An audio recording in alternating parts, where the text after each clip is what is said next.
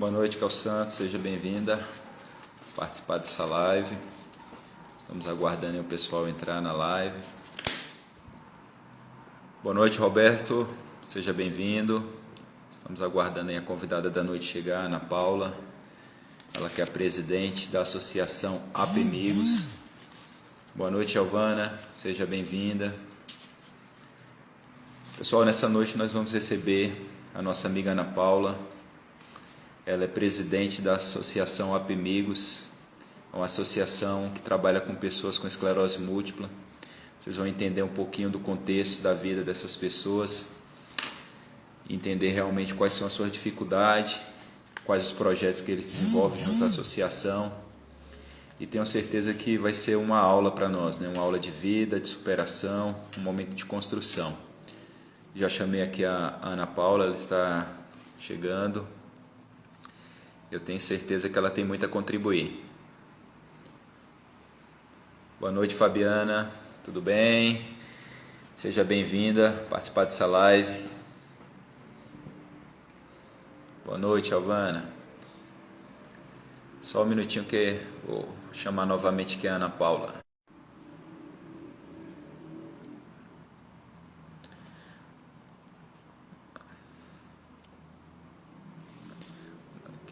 Pessoal, aqui no canto da live, tá, tem uma interrogação. Essa interrogação ela serve para vocês fazerem alguma pergunta. Então, que caso vocês desejem fazer alguma pergunta, vocês podem estar clicando nessa interrogação, faz a sua pergunta e dependendo da situação aqui, do tempo que nós tivermos, nós vamos estar tentando responder todas as perguntas. Tá ok? Só um minutinho.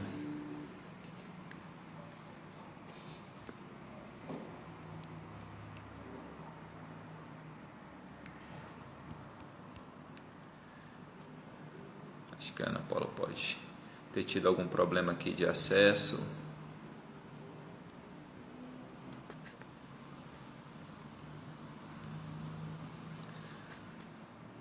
Seja bem-vindo, Gabriel, Tiago. Pessoal, a Ana Paula disse que não está aparecendo para ela. Só um minutinho aqui que a gente vai tentar conectá-la aqui à live. Raíssa, seja bem-vinda também. Já estou recebendo o pessoal aqui para participar dessa live. Só aguardando apareceu aqui. Aí, agora vai.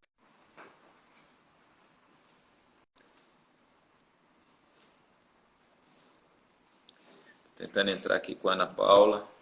Agora deu certo. Boa noite. Boa noite, Ana Paula, tudo bem? Tudo jóia? Opa, seja bem-vinda. Estamos recebendo alguns convidados aqui. Eu sei que é um momento de construção, entender um pouquinho como é que são a realidade, né, das pessoas com esclerose múltipla.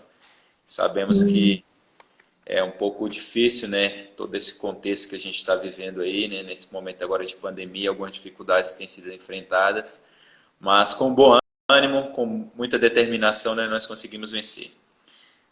Ana Paula, ela é pedagoga, atual presidente da Associação APMigos, trabalha com projetos sociais ali no Sol Nascente, desenvolve seu trabalho com muita boa vontade. E fale mais, Ana Paula, um pouquinho de você, do seu histórico, como que você chegou na APMigos.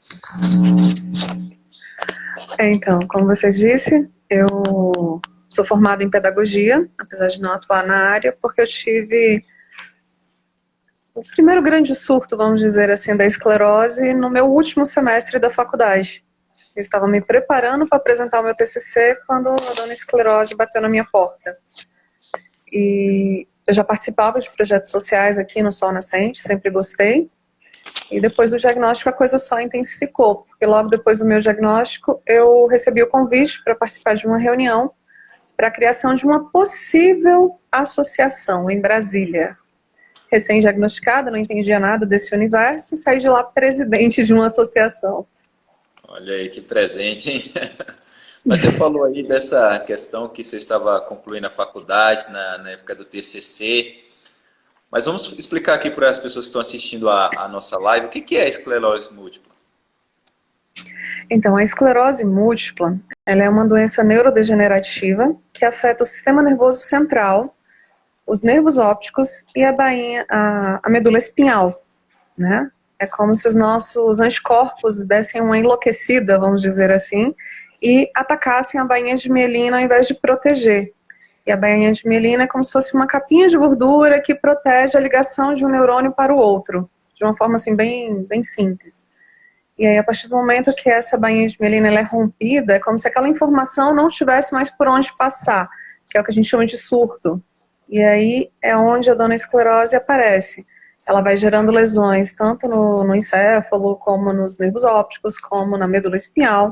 E onde ela gera uma lesão, a gente tem uma perda ou uma dificuldade em algum momento. Ah, tá certo. E quais são as situações assim que você já encontrou de pessoas que foram diagnosticadas com esclerose múltipla? O que acontece com a pessoa? Assim, por exemplo, a pessoa anda, ela para de andar, a pessoa ela tem uma boa forma de falar e ela tem dificuldade de falar. Como é que é essa situação? Eu sempre brinco que a esclerose, apesar de ser uma patologia, ela não é a mesma em todos os pacientes. Se você falar com 50 pessoas com esclerose, são 50 patologias diferentes. No meu caso, ela afetou a parte motora. Eu fui perdendo o movimento da perna. Tinha dificuldade para andar em uma linha reta, eu não conseguia de jeito nenhum, eu sempre zigue-zagueava. Né?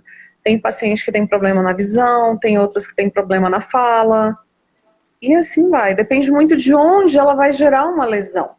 Por isso que ela é tão única. Não tem como eu te dizer assim, não, se você sentir isso, pode ser esclerose múltipla. Porque ela pode afetar o seu intestino, a bexiga, o movimento dos braços ou das pernas, ou tudo de uma única vez, dependendo de onde ela gerar uma lesão.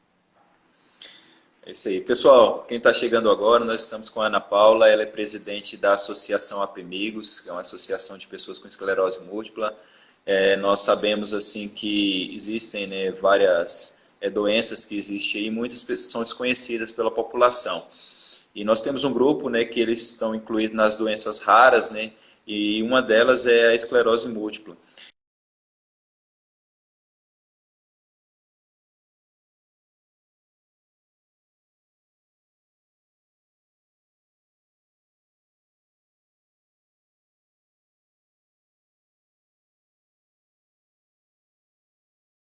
Em Brasília já foram diagnosticadas com esclerose múltipla?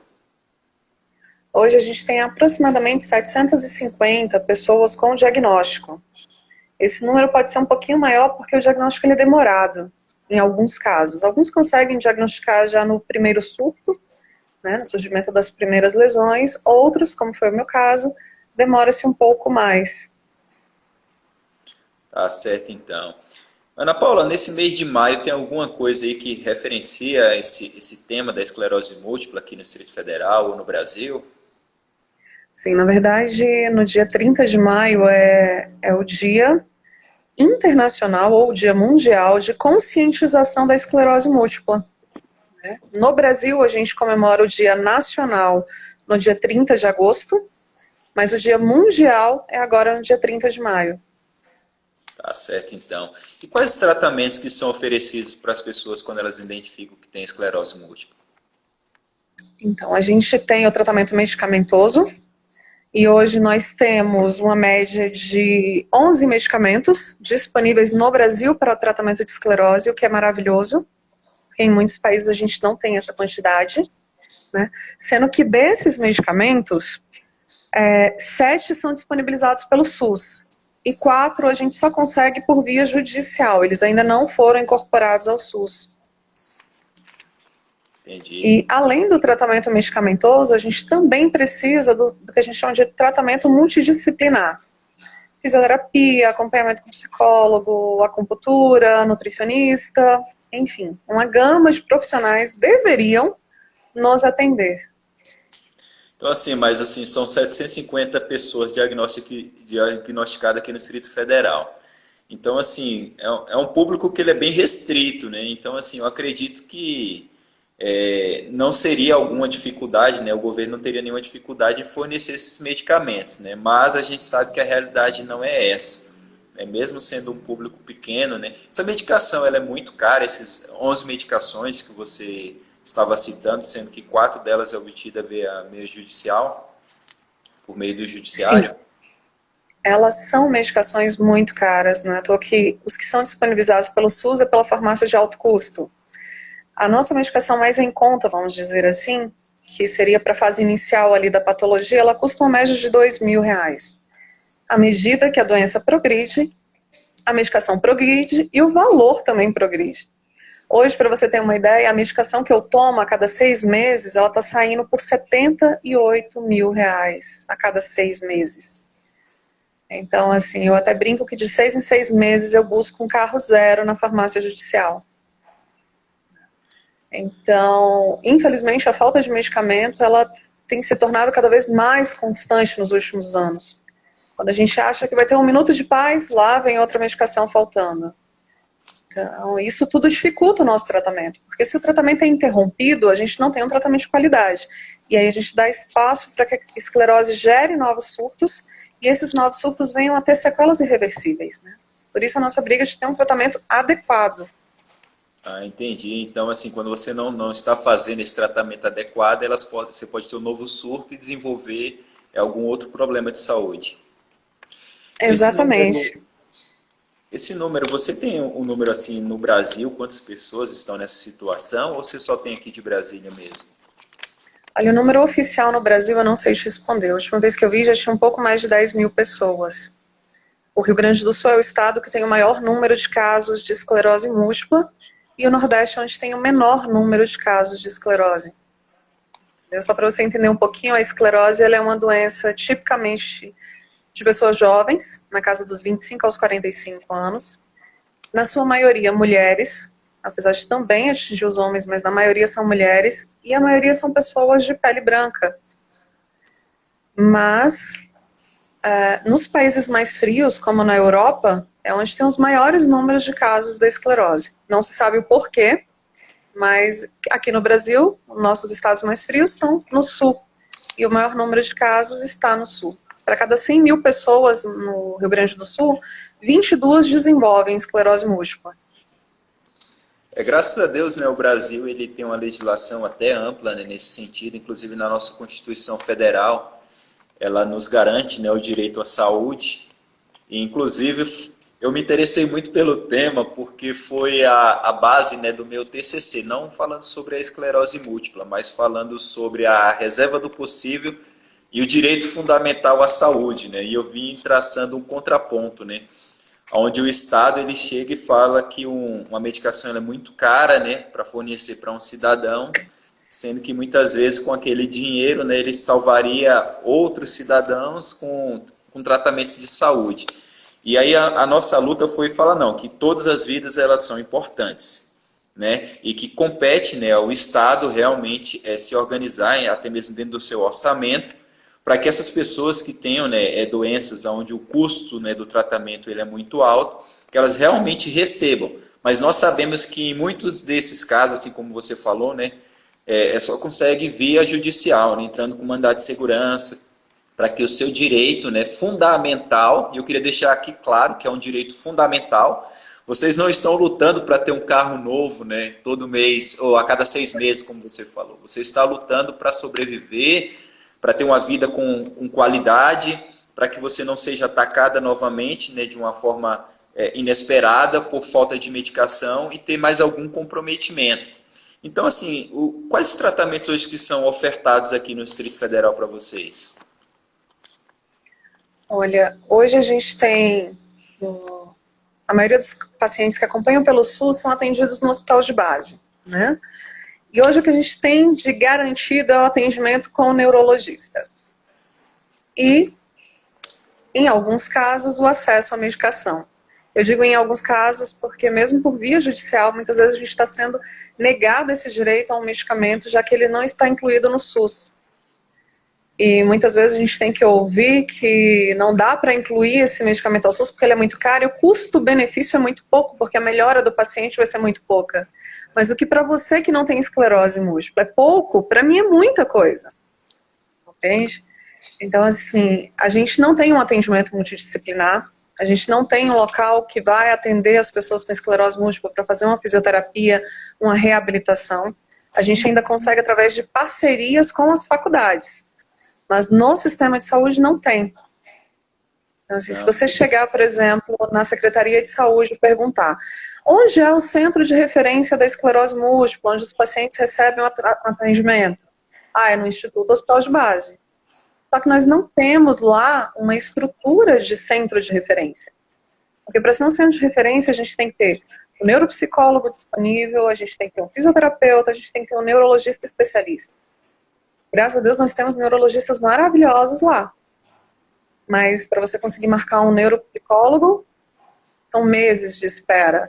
E aí, nesse tempo, talvez aquela sequela cognitiva já tenha avançado, porque a gente não tem como saber se não fizer o teste. É difícil, viu, essa realidade aí. Olha, para quem está chegando aqui, nós estamos com a Ana Paula, ela é presidente da APMigos, nós estamos tratando aí sobre esse tema aí da esclerose múltipla, falando sobre um pouquinho sobre os tratamentos, quais as dificuldades que eles têm. Logo após também nós vamos falar também das ações, né, que essa associação desenvolve. Queria aí agradecer a presença aí do meu amigo Marcelo. Eu queria agradecer também, eu vi alguma associação, se eu não me engano, aqui de esclerose também entrando aqui. E o Roberto Fleury, ele fez uma pergunta, Ana Paula, eu vou estar repassando aqui para vocês. Pessoal, aqui no campo abaixo tem uma interrogação abaixo da live. Se você quiser fazer alguma pergunta, se você tiver com dúvida de alguma coisa, você pode fazer essa pergunta que nós, dentro da possibilidade, iremos responder. O Roberto Fleury fez a seguinte pergunta: quais fatores estão ligados ao surgimento da doença? Fatores genéticos, ambientais? Então, a esclerose ela ainda é uma incógnita para a ciência. Não tem um porquê. Não, você tem esclerose por isto. A gente sabe que muitas vezes o gatilho para o surto é o emocional. Quando o emocional da gente está ruim, a chance de ter um surto, e torno a repetir, o surto é o surgimento de novas lesões, né? E quando o nosso emocional está ruim, esses surtos eles tendem a acontecer com maior frequência. Então, muitas vezes, como foi no meu caso, aquele estresse todo de apresentação do TCC, eu acabei tendo um surto alguns dias antes da apresentação, né? Mas não é uma doença, como a maioria das pessoas acham, que é hereditária. Ela não é uma doença hereditária, eu sou o único caso na minha família, apesar de acontecer. Eu já vi casos que irmãos têm, ou o pai, e depois o filho acaba descobrindo que tem, mas são casos isolados, não é uma regra. Então, assim, não existe, foi uma infecção bacteriana, foi, não sei, qualquer coisa que aconteceu durante a tua infância e depois de adulto você desenvolveu a esclerose. Não. Hoje a média, para dizer assim, qual a porcentagem de chance que o Paulo, ser humano normal, tem de desenvolver esclerose múltipla? 0,03%. Qual a chance de um filho que a Ana Paula vai ter um dia com uma pessoa que não tem esclerose múltipla tem de desenvolver esclerose? 0,03%. Agora, se eu me envolver com alguém que tenha esclerose múltipla, aí essa chance já aumenta para 30%. 30%? Então, 30%. Quando os pais têm esclerose. Quando somente um dos parceiros tem, é a mesma média mundial de todos os seres humanos. Então, ainda não existe. Eu conheci a Ana Paula no ano de 2009, ou 2019. Quem me apresentou a Ana Paula foi a Leila, né? Ela estava nos bastidores aí, correndo atrás de algumas autoridades políticas, sempre visando, né, algum benefício no sentido de ajudar as pessoas com esclerose múltipla. E eu acredito que ela sempre está nessa luta, né? Vocês tiveram algum resultado aqui dentro do Distrito Federal quando vocês buscaram essa questão aí do centro de referência? Eu acho muito importante. Só que antes de você responder isso aqui, o Roberto, dentro da última pergunta que você fez aí, Ana Paula, ele colocou aqui: existem outras associações como a APMigos espalhados pelo Brasil? Se sim, existe uma cooperação entre essas associações? Sim, existem. Se não me falha a memória, são 56 associações espalhadas pelo Brasil inteiro, de norte a sul do país. Nós temos a ABEM, que é a Associação Brasileira de Esclerose Múltipla, que esse ano completa 37 anos. É a nossa associação, assim, uma das mais antigas, também tem a do Rio, que é tão antiga quanto. E existe sim uma cooperação, as associações conversam entre si, a gente busca apoio juntos. A ABEM criou no ano passado uma coisa muito bacana chamada Rede ABEM, onde ela integra muitas associações, dando capacitação, dando apoio, meio que ensinando o caminho das pedras para a gente poder resolver muitos problemas. E que não são poucos de verdade. São muitos, né, Ana Paula? Eu tenho acompanhado um pouquinho assim da luta de vocês e fico assim, um pouco até triste, né? Por vocês estarem buscando algo assim que é um direito fundamental, algo tão básico, né? Que é ter acesso à saúde, né? A gente fica falando bem assim, a cada 6 meses é 78 mil, é 100 mil, mas a gente vê que a corrupção no Brasil, ela leva bilhões, trilhões, né, de reais, né? Então, assim, para 750 pessoas ou famílias aí, né? Se você multiplicar esse número, talvez nem chegue na casa aí dos milhões, né? E aí você vê tantos bilhões, trilhões sendo gastos aí de forma errada, né, no país, muitas vezes até com projetos que não trazem nenhum benefício, né, para a sociedade. Ana Paula, tem um comentário aqui da HPEM. Parabéns por trazerem esse tema. Tá ok? Tá parabenizando aí por esse tema, um tema muito importante. Mas nos responda aí, Ana Paula. Nessas suas andanças aí, nos meios políticos aqui do Distrito Federal, buscando esse apoio, vocês já conseguiram alguma coisa para estar melhorando a vida de vocês, para criar esse centro de referência que eu acho muito importante? Você falou dos neurologistas, né, mas eu acredito que quando a pessoa aos 25 anos ele se depara com uma situação dessa, eu acredito que eles tenham vários problemas psicológicos, né, assim, abala a estrutura da pessoa, né? Sim, o que acontece, Paulo, é que o centro de referência ele começou a andar, e aí veio o Covid. E no que veio o Covid, o espaço que seria cedido para nós, para a gente poder ampliar o espaço de atendimento dentro do hospital, já que lá é o centro de referência, então a gente tem que estruturar lá, né? Ele foi cedido para outras coisas, e a comunicação com o IGES acabou. Eles não me respondem mais, não tem mais essa comunicação. Infelizmente só responde quando a gente chega lá com um parlamentar. Mas a gente já tinha ido com o parlamentar, a gente tem um projeto de lei correndo aí na Câmara Distrital para poder ter tanto acesso à medicação como o nosso centro de referência, né? Mas a coisa morreu. Simplesmente a comunicação foi zerada. O máximo que a gente conseguiu foi autorização para poder melhorar a sala de pulsoterapia.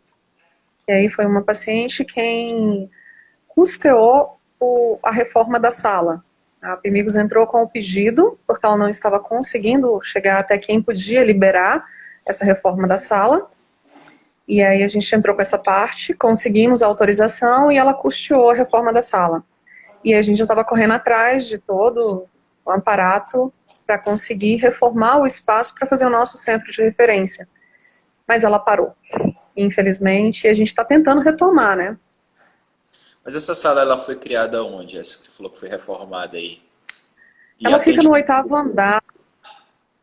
Olha, quantas pessoas exatamente eu não sei te dizer, porque lá é onde faz a infusão, quando o paciente está em surto, aí faz a infusão dos corticoides para poder segurar as lesões, para poder parar, né, o avanço da doença.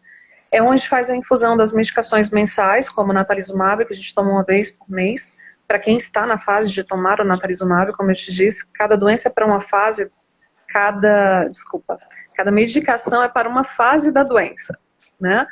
E também é onde a gente faz a infusão das outras medicações, que é uma vez a cada 6 meses ou uma vez por ano. Então, assim, o fluxo da sala ele é intenso. Todos os dias tem pelo menos 10, 15 pessoas lá.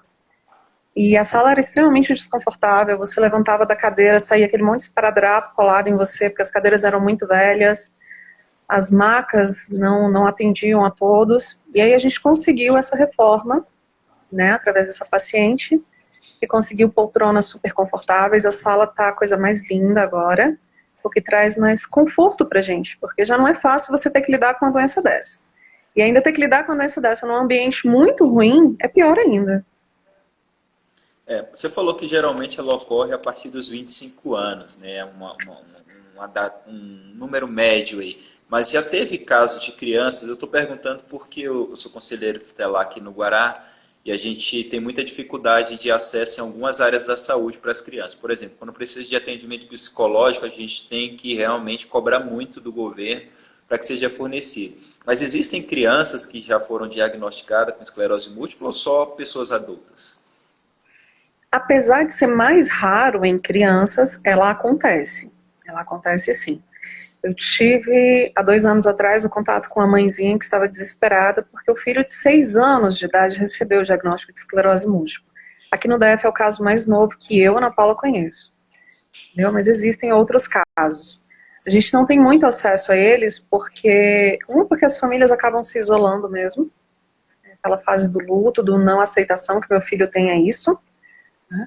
Mas é considerada esclerose infantil até os 17 anos. Então, até os 17 anos ainda é considerado como esclerose infantil. Eu tenho, não me falha a memória, 3 pessoas. Deu. Acontece, quando a gente está fazendo ao vivo, né? Tá certo. Mas você tem um número aí de quantas crianças hoje no Distrito Federal elas têm esclerose? Não, porque é difícil diagnosticar, né? Que a última vez que eu tive acesso tinham 8 casos fazendo acompanhamento no Hospital da Criança. Mas como é uma área mais restrita, digamos assim, eles não costumam passar muita informação pra gente. Por mais que a gente só queira ajudar, ainda gera aquele desconforto. Né?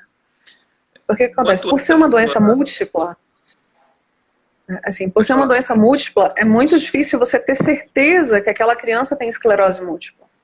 Vai por eliminação, vai fazendo um monte de exame, vai eliminando. Não é esta, não é essa, não é essa. Opa, sobrou a esclerose, então deve ser ela. Entendi. Assim, eu trabalho dentro do ensino especial há 11 anos, né? Aí eu vi você falando de uma informação, e como é que você falou, quando a pessoa está descobrindo, qual termo que você usou? É a fase de luto. Ah, fase de luto. Pois é, eu trabalho no ensino especial e a gente tem grande dificuldade quando se trata de algumas situações, quando o pai descobre que o filho ele tem alguma necessidade especial, e a gente verifica muito essa fase de luto, né? Eles não querem aceitar, né, buscar um tratamento adequado. Inclusive, se tiver alguma família, né, que está tendo alguma dificuldade com a criança hoje lá, é muito importante ter esse acompanhamento, fazer a investigação, principalmente quando, em muitas delas, a situação é de uma pessoa que tem autismo, né, com autismo, TEA, TOD. Então, assim, é bom procurar ajuda, né, profissional e não ficar, assim, com esse negativismo, né, achando que não está acontecendo nada, porque quanto antes descobrir, né, essa situação, melhor o tratamento. Ana Paula, você já falou de várias dificuldades que você tem. Ainda existe algumas ainda que você tem, ainda que sejam piores do que essas que você já falou aí? Assim, além da questão de enfrentar a falta de medicamentos, que está assustadora, esse ano a gente ainda está no mês 5, entramos agora no mês 5, está faltando medicamento desde janeiro, todo mês falta um medicamento. Mês passado a gente estava com falta de 4 medicamentos. Mas eu acho que o pior de tudo ainda é o preconceito. É o preconceito que as pessoas têm sobre a gente. Somos pessoas jovens, na sua melhor fase, naquela fase que você está trabalhando, que você está estudando, que você está projetando o teu futuro, que tu está achando que tu vai ganhar o mundo e de repente vem a esclerose, te dá uma rasteira e tu acerta a cara no chão com força. E aí as pessoas olham e falam, mas ela é tão jovem, não tem cara de quem tem isso. E aí você chega para fazer uma perícia no INSS e você já está destruído porque tu projetou a tua vida não para aquilo ali, não para se aposentar jovem, não para viver com um salário mínimo. Né? E acontece como aconteceu comigo, de chegar na perícia, e me desculpem até o palavreado, o perito virar para mim e falar assim, mas você é jovem e bonita, deveria arrumar um namorado. Eu falo para os meus pacientes que são até tetraplégicos, transar faz bem. Arruma um namorado, vai transar, que em 1 ano a sua doença vai estabilizar. E você já está destruído, porque você está ali sendo humilhado numa perícia por causa de uma doença que você não pediu para ter, e eu não consegui sequer responder. A única coisa que eu conseguia fazer era chorar, de raiva. Então, assim, É triste, né? Uma situação dessa. Eu acho que um profissional desse não deve estar dentro dessa área de atuação, até porque o atendimento ele deve ser humano, né? A gente fala tanto de um tratamento humanitário, onde as pessoas estão melhorando como ser humano, né? A gente até fala que durante essa pandemia eu ouvi de muitos cidadãos dizendo, não, nós vamos melhorar, o tratamento vai ser humano, mas não é a realidade.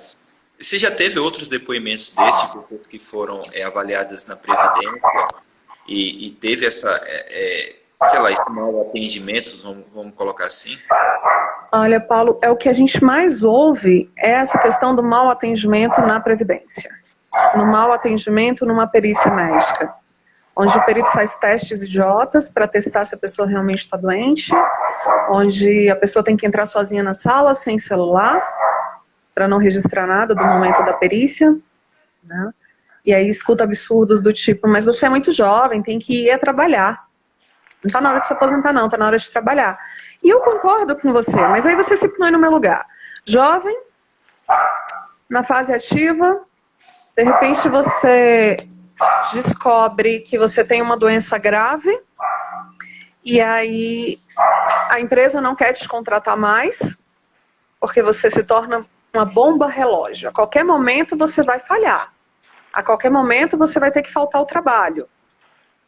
Porque, infelizmente, a esclerose é a doença da imprevisibilidade, né? E aí a empresa te manda embora. Você não tem mais estabilidade. E aí você não consegue outro emprego, porque se você declara que você tem a doença, ninguém quer te contratar. Mas você não consegue se aposentar, porque você é jovem. E a gente faz o quê? Pelo amor de Deus, a gente morre? Mas nessa situação, quando eles avaliam assim que o médico entende, né? Eu acho que muitas vezes eles mandam as pessoas fazerem o que você citou agora há pouco aí, mas quando eles identificam assim, eles dão o quê? Um benefício, hein? Isso, a gente pode entrar pelo auxílio doença e ficar aí um tempo afastado. Lembrando que a esclerose é uma doença que dá direito à aposentadoria, mas a gente nunca consegue fácil. Não é uma coisa que eu chego lá e falo, eu tenho esclerose e vou sair aposentada. Pelo contrário, são muitos anos de luta até você conseguir chegar a uma aposentadoria, né? A gente tem direito à aposentadoria por invalidez, pelo diagnóstico de esclerose múltipla. Mas é isso que eu estou te falando. Igual agora, eu fiz perícia recentemente por via judicial. E a colocação do perito foi, ela está muito bem cognitivamente, em 1 ano ela vai estar estabilizada. Mas eu escutei isso há 1 ano atrás. E 1 ano antes eu também escutei que eu estaria estabilizada. Mas o que é esse escapirizado aí, para quem está chegando aí na live? A doença vai estar estagnada, não vai ter evoluído nem melhorado, vai estar parada ali. Qual é o termo mesmo que você usou, desculpa? Estabilizada. Ah, tá, estabilizado, é porque eu entendi errado, estabilizado, de estabilizar. Por isso que eu perguntei, eu achei o termo diferente, eu falei, não, vou perguntar novamente aqui. Mas assim, o benefício, né, quando a gente fala da questão do direito, né, para você ter direito à aposentadoria, você teria que ter algumas contribuições, né, você estaria ter contribuído com a Previdência, né, quando a pessoa ela não contribui com a Previdência, então ela realmente vai receber o benefício. Ou vocês recebem diferente? Porque pela legislação previdenciária que eu entendo é isso, né? Se a pessoa contribuiu durante um período com a Previdência, né, ela recebe a aposentadoria, né? Agora, se não contribuir, ela vai receber mesmo o benefício, correto? Ou não? Para você receber o benefício, você já tem que ter contribuído pelo menos 2 anos para o INSS. No meu caso, eu já contribuo há 11, eu comecei a trabalhar bem cedo. Para você receber a aposentadoria, você tem que ficar pelo menos 2 anos afastada em auxílio-doença, né? Para você receber um BPC, você tem que chegar na fase que a gente chama de se tornar uma pessoa com deficiência, porque só o diagnóstico de esclerose não te torna um PCD. Para você PCD, você tem que ter alguma limitação, seja ela física ou cognitiva. Então, por exemplo, eu dar entrada num LOAS ou num BPC, eu tenho que esperar a doença chegar na sua fase mais aguda. Não, entendi. Pois é, realmente a dificuldade, né, das pessoas com esclerose múltipla, elas são muito grandes, né? E assim, para quem está chegando agora, nós estamos com a Ana Paula, ela é presidente da APMigos, Associação de Pessoas com Esclerose Múltipla, ela está trazendo aí quais são as situações, né, vivenciadas por essas pessoas que necessitam tanto do auxílio. Ana Paula, eu te conheci numa fase também muito boa, né? Onde eu vi que vocês desenvolviam algumas ações sociais, mas eu ouvi falar da APMigos, né? Quando é que surgiu a APMigos? Você disse que foi chamada para uma reunião, chegando lá já saiu o presidente da... Mas por que surgiu essa necessidade de criar a associação? Porque Brasília não tinha voz, vamos dizer assim. Os pacientes de Brasília não tinha ninguém que falasse por eles. Os outros estados já tinham uma associação e já batalhavam pelos seus direitos, mas nós não tínhamos. E os casos em Brasília foram cada vez aumentando mais. Então foi surgindo essa necessidade de trazer voz para o paciente, de mostrar que a gente existe, e principalmente eu bato muito nessa tecla em todas as audiências públicas que eu vou. Eu não sou um número, eu sou uma vida. Não me trate como número. Porque infelizmente, Paulo, se você quer descobrir o que é ser descartável, descubra que você tem uma doença grave sem cura. Você sente na pele todos os dias o que é deixar de ser a Ana Paula para se tornar uma estatística, para se tornar algo descartável. Porque eu vou deixar de ser um ser produtivo, vou deixar de ser um ser que gera alguma coisa. Então a associação nasceu dessa necessidade de alguém virar e falar assim, não, isso não é verdade, eu ainda sou a filha de alguém, eu ainda sou a namorada de alguém, eu ainda sou um ser humano. Por isso que a gente aboliu o termo portador. A gente não porta nada. Portar, eu porto uma bolsa. E na hora que eu não quero mais, eu jogo fora. A patologia, infelizmente, a gente ainda não pode jogá-la fora. Então nós somos pessoas. E a gente vai continuar gritando até que alguém escute que nós somos pessoas e não números. Pois é, e até nessas audiências, nesses lugares, né, as pessoas ainda usam muito esse termo, né? Portadora de deficiência, portadora daquilo outro. E são pessoas, né? São cidadãos que têm direito, estão lutando para ter vida, qualidade de vida, né? Então, assim, nós entendemos que a luta é justa, a luta é digna, ela tem que ser abraçada pela sociedade, por isso que eu resolvi fazer essa live para a gente estar compartilhando. Eu tenho um canal no YouTube, eu vou estar disponibilizando essa live lá, para quem quiser assistir depois, compartilhar. Vai estar também aqui salvo aqui no Instagram. Tem essa interrogação que está aqui abaixo também, que está aberta para vocês fazerem perguntas, tá ok? Chegou uma pergunta aqui agora, e eu vou fazer. Existem políticas públicas voltadas para vocês? O Tiago perguntou, existe, Ana Paula? Não, se você procurar uma política pública exclusivamente para esclerose múltipla, ela ainda não existe. A gente está batalhando para isso. A gente tem corrido atrás de ter políticas públicas voltadas para a gente, de ter uma lei que nos atenda, né? Mas ainda não existe uma coisa específica para esclerose múltipla. Paula, eu tenho uma pergunta para fazer para você, porque realmente assim, a situação que você nos apresentou aqui é uma situação assim, que nos leva a refletir sobre as nossas vidas. Né? Às vezes a gente reclama porque tem uma dor de cabeça, ou que tem um problema de vista, né? ou um pouco de audição. E a realidade é que aquele ditado popular que fala que a vida do vizinho é melhor do que a nossa, né? Às vezes a gente tem que refletir se realmente é, né? Por conta das dificuldades, né? Mas eu vejo sempre no seu rosto um sorriso, e mais do que isso, né? Esse ano você me convidou, e eu agradeço pelo convite, para estar ajudando as pessoas de uma comunidade aqui no Distrito Federal. Onde que vocês conseguem força e ânimo ainda para desenvolver ações sociais? Se vocês não sabem, nesse ano, na Páscoa, a Ana Paula fez a distribuição de muito kits de chocolate para uma comunidade aqui do Distrito Federal. E além disso também ela estava junto com seus amigos, solicitando, né, a doação de cestas básicas para levar para a comunidade carente. E eu tive a satisfação em uma dessas vezes ir com a Ana Paula lá na região, uma região muito carente, e eu via o ânimo, né, que ela estava na rua junto com as outras pessoas, né, distribuindo nessas cestas básicas, distribuindo esse chocolate, trazendo um pouco de alegria para uma comunidade carente. Onde que vocês tiram força? De onde que vocês tiram, né? Porque tinha você e tinha outras pessoas que estavam no grupo que também têm esclerose, e vocês com tantos problemas ainda se preocupam com os problemas de outras pessoas, né?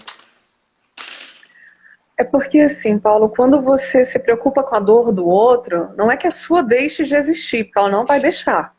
Eu sinto dor todos os dias, 24 horas do meu dia, desde que eu tinha 8 anos de idade. Eu até brinco que o dia que eu acordar e eu não estiver com dor física, é porque eu não estou mais aqui, né?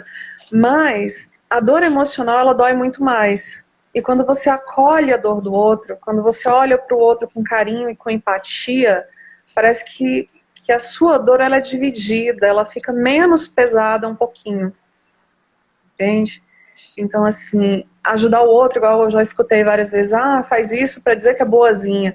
Eu não sou boazinha, gente, para começar. Quem já me viu em audiência pública batendo de frente com um parlamentar vai dizer, isso aí não tem nada de boazinha, né? Mas, desde sempre eu gostei muito do trabalho social. Quando eu frequentava a igreja católica, eu era dos franciscanos, e lá eu aprendi muito, muito mesmo. E sempre que eu estava muito mal, eu ia para um trabalho de rua, acolher morador de rua, eu ia para alguma coisa nesse estilo, nesse sentido de ajudar num abrigo ou numa creche, e eu saía de lá renovada. Eu até esqueci o porquê que eu não estava bem. Porque, como você disse, a esclerose, ela mexe com a gente em todos os sentidos, inclusive no emocional. A maioria das pessoas que têm esclerose, eles desenvolvem algum tipo de depressão, e no meu caso não foi diferente. Em 2017, que foi o ano em que a Apimigos nasceu, mas somente em 2018 a gente conseguiu registrar a documentação, mas a gente começou lá em 2017. Foi um ano muito difícil na minha vida. Foi um ano que a minha mãe faleceu de um câncer que foi muito rápido. Ela internou com pneumonia, 47 dias depois a minha mãe veio a óbito com câncer. Ela já estava em estágio avançado e a gente não sabia. Com 15 dias que a minha mãe faleceu, o meu pai teve um AVC e passou 30 dias no UTI. Graças a Deus, hoje ele está super bem. A minha mãe faleceu no dia 8 de agosto e o meu aniversário é no dia 11 de agosto. No dia 12 de agosto, eu tinha um trabalho social com crianças aqui no Sol Nascente. E todo mundo achou que eu não ia. Porque eu acabei acordando atrasada e cheguei lá atrasada porque eu estava tomando remédio para conseguir dormir. Para aguentar todos os baques, né? E ao chegar lá, vieram 52 crianças e começaram a me abraçar e a cantar parabéns, porque no dia anterior foi o aniversário da tia Paulinha e a gente não tem presente, mas tia, a gente tem beijo e eu fiz uma carta para você. Tia, eu desenhei a sua foto. Olha, tia, sabia que eu te amo? E, gente, como eu precisava daquilo. E quando eu falo para todo mundo que eu não ajudava aquelas crianças, mas elas me mantinham em pé, as pessoas acham que é balela, mas não é. Se eu suportei 2017, foi por causa dos meus pequenos. E a partir dali eu percebi que a minha força ela não vinha de mim. Ela vinha de todo o amor e dedicação que eu dava para o outro.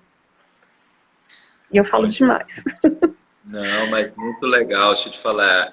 A população precisa acordar. Eu fico vendo aí que muita gente, né, principalmente nesse período de pandemia, elas arrumam motivos para reclamar de tudo, né, de tudo. Mas são nesses momentos, né, que a gente consegue força. Era um momento realmente de entender que nós precisamos. Eu também sinto muita vida quando eu estou ajudando ao próximo. E o bom disso, né, é que você pode trazer alegria, né, e viver. Olha, eu tive atendendo um aluno durante 5 anos. E ele já é falecido.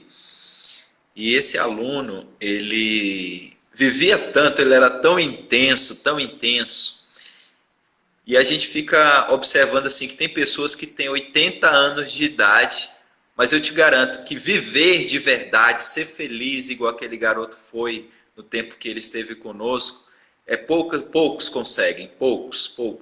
Porque a felicidade ela está aqui, não nos problemas que nós temos diário. Problemas a gente tem que ir lutando, né? Vocês estão lutando aí para ter dignidade, para ter saúde, mas o mais importante é ter a alegria, ter a fé, ter a confiança. E essa questão de ajudar o próximo é algo muito bom, algo muito bonito. Eu queria te parabenizar. Foi feita outra pergunta aqui, Ana Paula. Estamos tendo muitas perguntas aí na live, muito bom. Essa interação que você tem com as outras associações, como é que é? Ela acaba fortalecendo muito o movimento? Como é que é essa situação? Sim, ela fortalece porque, primeiro, a gente precisa trazer visibilidade para a causa. Vamos ser honestos. Antes de você nos conhecer, quantas pessoas você conheceu com esclerose múltipla? Nenhuma. Tá vendo? Antes de eu receber o diagnóstico ou de começar a investigação de possivelmente ser esclerose ou uma outra patologia, eu não conhecia ninguém com esclerose. Minha única referência de esclerose múltipla era uma atriz global, que é a Cláudia Rodrigues, que eu ouvi muito por alto que ela havia sido afastada por ter esclerose múltipla, mas nunca fui atrás, porque é um nome tão estranho, né? Não sei o que é isso. Então nunca me interessou. Até o dia que alguém virou para mim e falou assim, olha, possivelmente você tem a esclerose múltipla. Como? Isso é de comer ou de passar no cabelo, moço?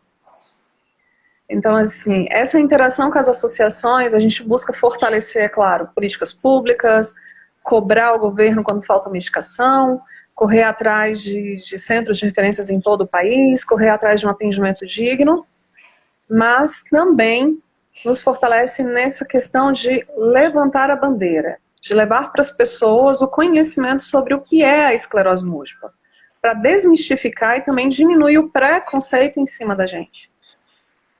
Você conhece Luciana, que também é jovem, e é professora de educação física. E ela consegue trabalhar e ela ama o que ela faz.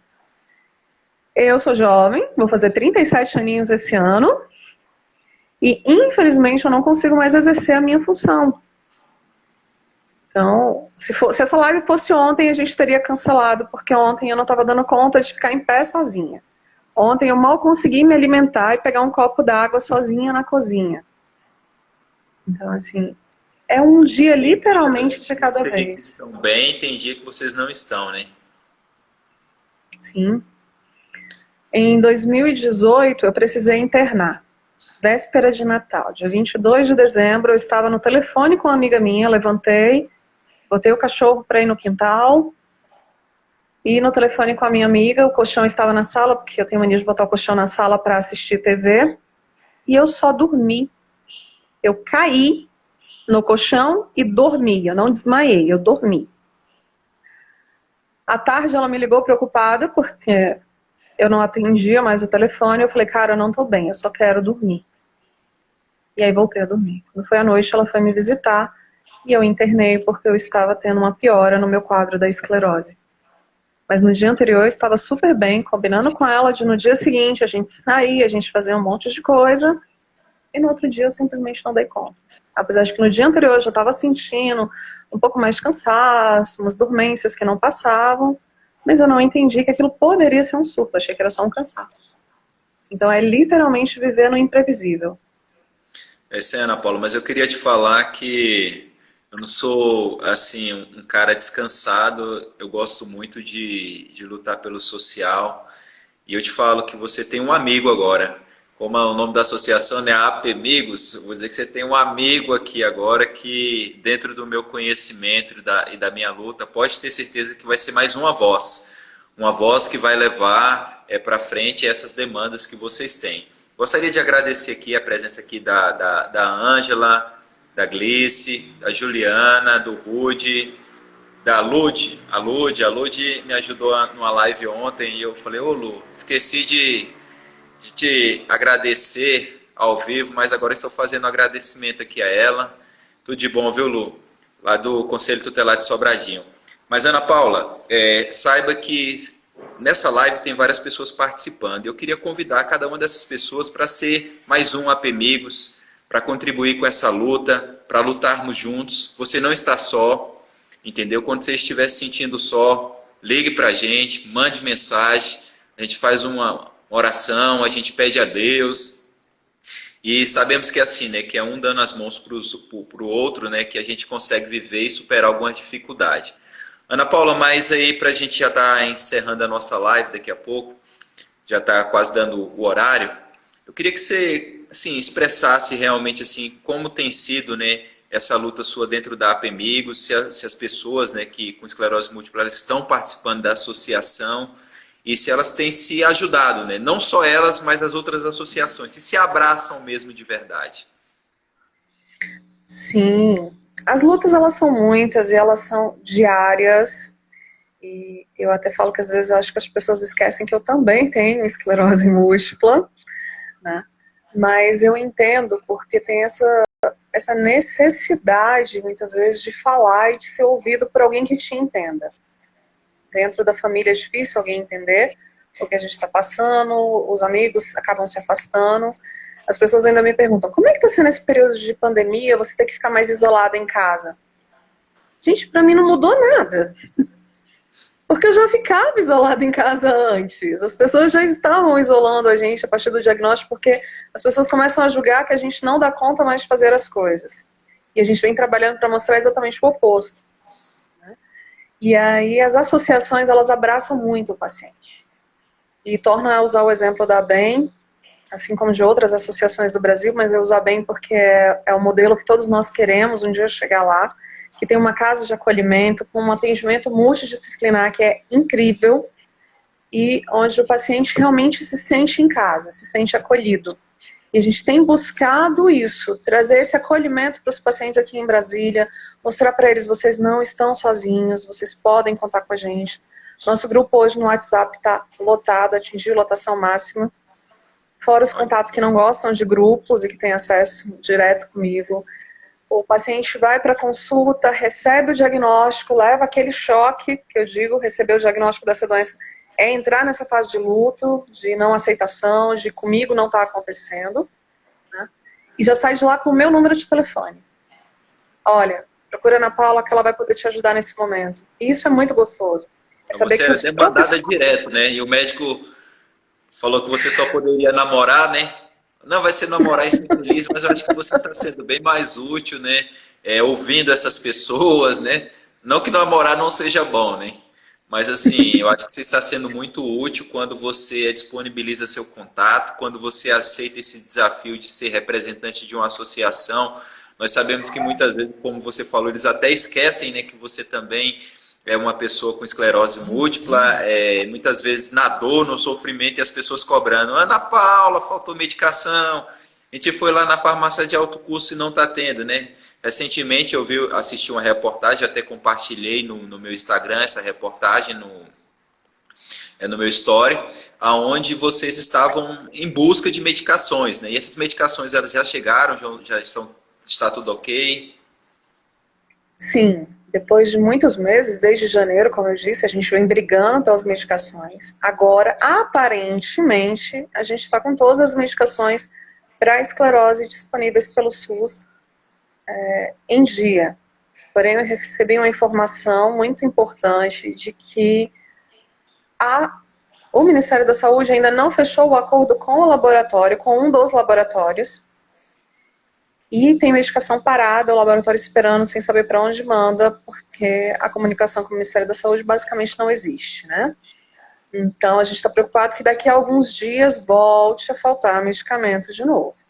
Mas hoje, eu acho que pelo menos essa semana, eu vou ter um pouquinho de paz em relação a medicamentos.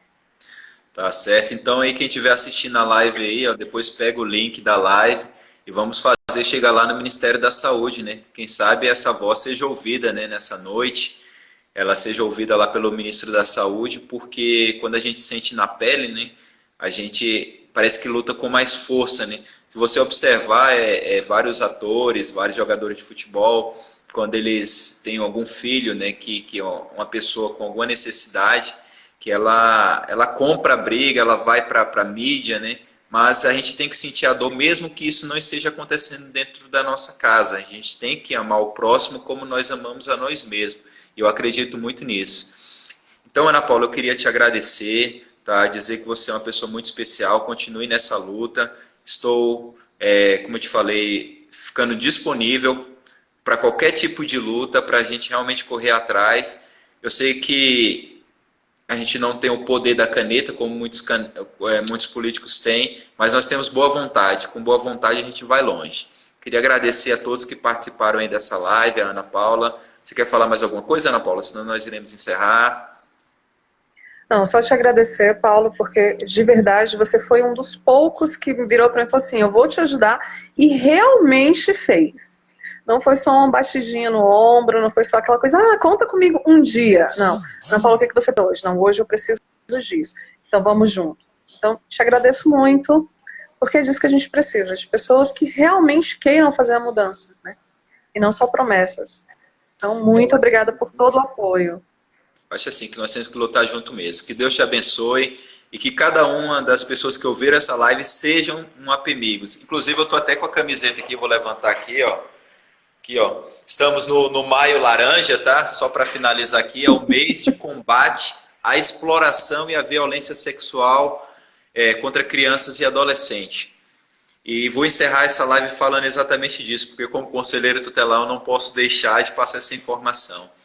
No ano de 1973, uma garotinha de 8 anos, ela foi sequestrada, violentada sexualmente, teve o corpo completamente carbonizado e as pessoas que foram acusadas da morte dela, por um período eles foram sentenciados, mas depois recorreram e foram impunes, né, do crime, né, foram inocentados. Mas existem muitas crianças hoje, não só no Distrito Federal, mas em todo o Brasil, que são vítimas de inúmeros abusos sexuais. E você, se tem conhecimento de uma criança que está sendo abusada sexualmente, denuncie, ligue no Disque Direitos Humanos, Disque 100, denuncie, procure um conselho tutelar próximo à região de onde você mora e denuncie. Não podemos tolerar mais violência contra criança ou adolescente. Chega de vermos nas reportagens crianças em jaulas, em barril, crianças sendo mortas por inúmeros motivos que nada se justifica, e vamos agir como cidadão, porque compete à família, compete à sociedade, ao poder público em geral, e à sociedade garantir com absoluta prioridade a efetivação dos direitos da criança e do adolescente. Se nós queremos uma sociedade melhor, vamos dar as mãos. Ana Paula, que Deus te abençoe muito e obrigado a todos que participaram da live. E eu vou disponibilizar no canal depois, se quiser compartilhar, fique à vontade. Um abraço. Outro. Tchau, tchau. Tchau.